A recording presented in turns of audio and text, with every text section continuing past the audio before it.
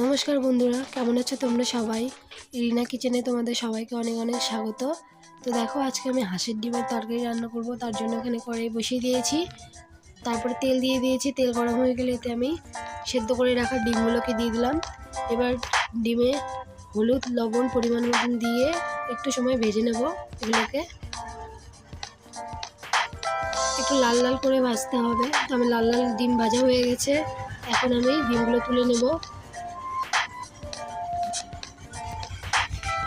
দেখো, ডিমগুলো তুলে নিচ্ছি। এখন তেল দেওয়ার পর এখানে দিয়ে দেবো দুটো তেজপাতা আর একটু সামান্য জিরে। দেওয়ার পর কিছুক্ষণ নাড়াচাড়া করে এখানে আমি কুচনো পেঁয়াজ দিয়ে দেবো।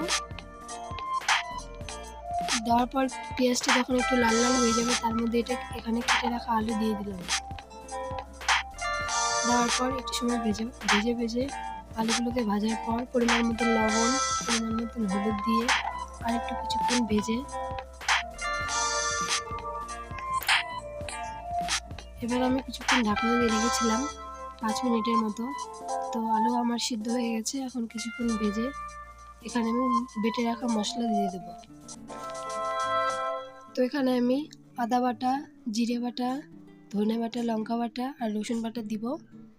দিয়ে একটু ভালো করে নাড়াচাড়া করে এর মধ্যে আমি মশলার জল দিয়ে দেবো।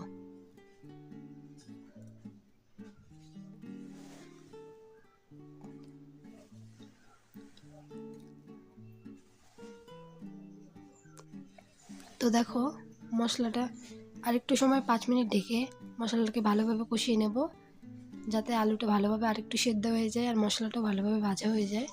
তো আমার মশলা কষানো কমপ্লিট। এখন আমি ঝোলের জন্য জল দিয়ে দেবো। তো দেখো, ঝোল ফুটছে। এখন আমি গরম মশলা দিয়ে নামিয়ে নেব। তার মধ্যে ডিম দিয়ে দিলাম। এবার নামিয়ে নেব। তো বন্ধুরা, কেমন